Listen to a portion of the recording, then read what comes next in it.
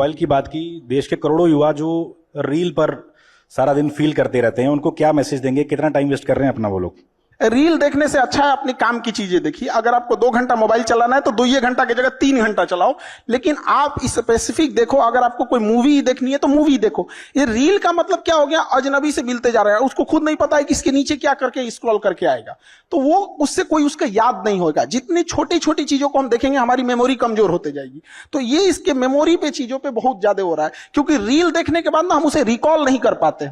Memory तेज कैसे होता है? जब हम किसी चीजों को बार बार रिकॉल करते हैं। तो अगर उस रील की जगह मूवी भी देख लेगा ना तो उसको रिकॉल आएगा, कोई डायलॉग याद आएगा, कोई इमोशनल सीन, कोई गाना, कुछ ना कुछ याद आएगा। रील में उसको कुछ नहीं याद आता है।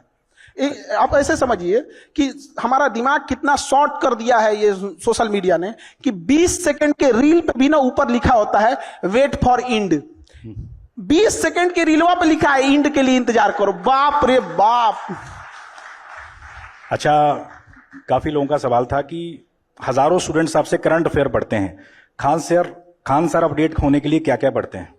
वो कोई एक सोर्स से हम लोग नहीं पढ़ सकते हैं। कहीं कहीं जहां जहां से मिल जाता है आदमी वहां से उठा के पढ़ लिया। जैसे अमेरिका के बारे में पढ़ना है तो हम इंडियन न्यूज को पढ़ेंगे तो वो इंडियन एस्पेक्ट्स में दिखाएगा, बट वही अगर हम गार्जियन न्यूयॉर्क टाइम्स देख लेंगे तो वहां के हिसाब से दिखाएगा। और धीरे धीरे चीजें आदत हो जाती है। न्यूज में होता क्या चीज है, मतलब एक मेन चीज होती है, उसको घुमा फिरा के होते रहता है। अच्छा, कोई एक चीज जो आपको लगता है आज के स्टूडेंट्स को पता होनी ही चाहिए? कोई एक चीज? बहुत चीज पता होना चाहिए। एक चीज से क्या चीज हो जाएगा उसका, लेकिन हाँ एक चीज मतलब हम ये जरूर कहेंगे कि जो स्टूडेंट के अंदर ये चीज होती है ना कि हम इसको बाद में पढ़ लेंगे, बाद में रिवीजन कर लेंगे, हम अच्छे से इसे फेयर कर लेंगे, टाइम टेबल बना देंगे, इस सबको बहुत दिक्कत होने वाला आगे जाके। अभी नहीं तो कभी नहीं। जो आज करेगा वही कर सकता है, और बहुत परफेक्ट के चक्कर में नहीं पड़िएगा। स्टूडेंट सबको देखते हैं एक बार फेयर करेंगे, एक बार रफ, कुछ नहीं मिला पढ़ना चालू करो, चाहे जैसे भी। टेबल सजाएगा, पानी बोतल रखेगा, फिर उसको पानी पिएगा, नमकीन खाएगा, पढ़ने से पहले फिर वॉशरूम जाएगा, फिर पानी पिएगा, पगला गया। बैठ जहां पढ़ना है पढ़ वहीं पे। अच्छा, कोई आप स्टूडेंट्स की बात कर रहे हैं, सबसे अतरंगी सवाल जो किसी स्टूडेंट ने आज तक आपसे पूछा हो, कुछ याद हो आपको? कोई किस्सा, किसी स्टूडेंट का सवाल? डेली 2-4 ठो अतरंगी आते ही रहता है सब यहाँ पे। हाल फिलहाल का बताइए। एक बार हम ज्योग्राफी पढ़ा रहे थे, नर्मदा नदी, गंगा नदी, तो एक स्टूडेंट आया, कहा कि सर ये नर्मदा नदी 2 नदी है क्या? हम कहे नहीं तो। कहते सर नाम दिखे ना, नर और मादा। हम कह रहे भाई साहब तू पागल कर देगा हम लोग को। अभी 1-2 दिन पहले तो हमेशा कुछ ना कुछ इस टाइप का आते रहेंगे। अच्छा, खान सर सबको डर लगता है, आपका सबसे बड़ा डर क्या है? किसी चीज से डर लगता है खान सर को?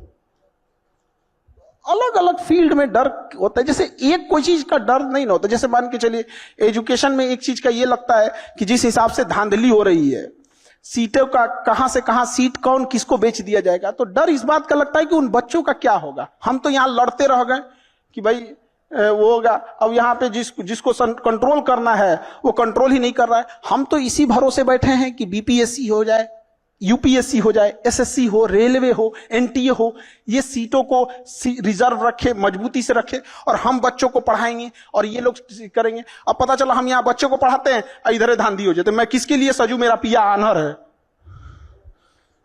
अच्छा, 10 साल बाद खान सर, तालियां बज रही हैं अभी। अच्छा, 10 साल बाद खान सर खुद को कहां देखते हैं?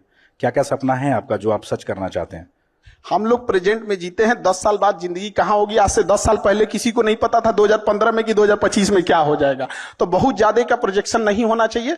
हमको बस इतना लगता है कि हाँ, इतना जरूर कहना चाहते हैं कि एजुकेशन आज से 10 साल बाद भी कोई ये बात जरूर याद रखेगा कि कोई इंसान था जिसने एजुकेशन के लिए हमेशा के लिए लड़ते रह गए। चाहे जितना बड़ा ऑफर हो जाए, चाहे कुछ भी हो जाए, एजुकेशन के लिए हमेशा बच्चों के लिए लड़े थे।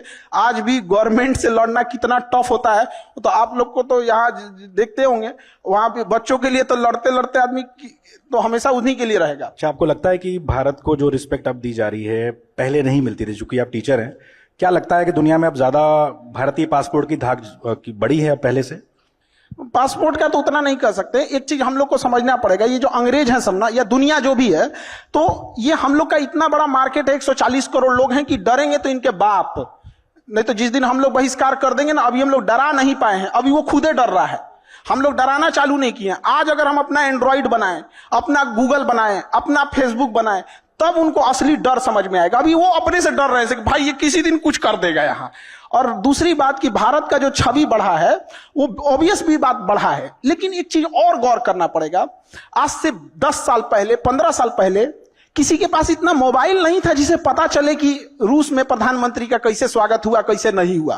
तो अभी जागरूकता बढ़ गई है। आज मोदी जी लैंड करते हैं तो दिख जाता है मोदी जी लैंड किए, उनको बस सैल्यूट दिया जाता है, दिख जाता है। लेकिन जब वही गुजराल साहब थे, अटल बिहारी वाजपेयी साहब थे, तो रिस्पेक्ट उनकी भी थी। वह व्यक्ति था जिसने अमेरिका के प्रधानमंत्री का फोन उठाने से पहले G20 भारत में अभी हो रहा है, G20 तब नहीं हुआ था।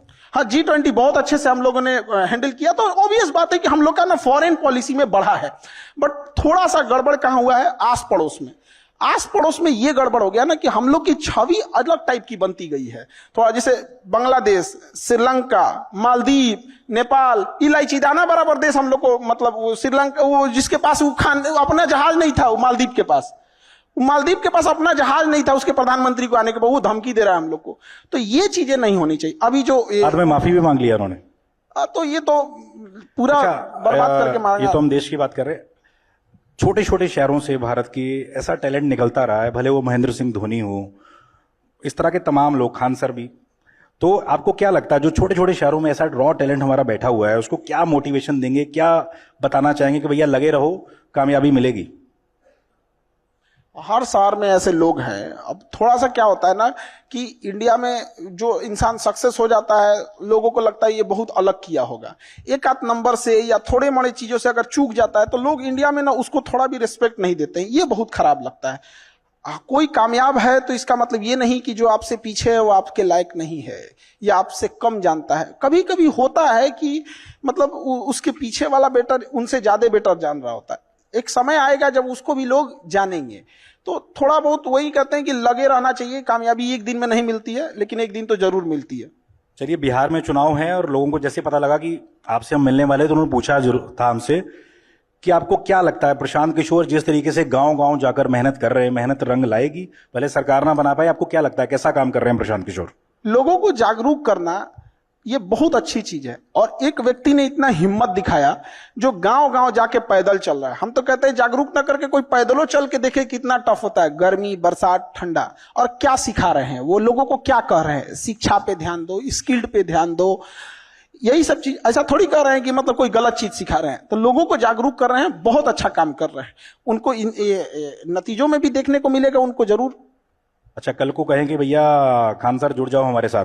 आप लोग हमको ना, पता नहीं, हमको कभी कभी लगता है कि हम पढ़ा रहे हैं तो आप लोग हमको ये नहीं कहते हैं कि पढ़ाइए, बार बार हमको उधरे क्यों खींच के लेके जाते हैं। आप कह रहे हो बहुत अच्छा काम कर रहे हैं। चलिए, इन्होंने तो मतलब हम क्या कहते, खराब काम कर रहे हैं। इन्होंने नीतीश जी की तारीफ कर दी, लालू की तारीफ कर दी, प्रशांत किशोर की तारीफ कर दी। बिहार में चुनाव है,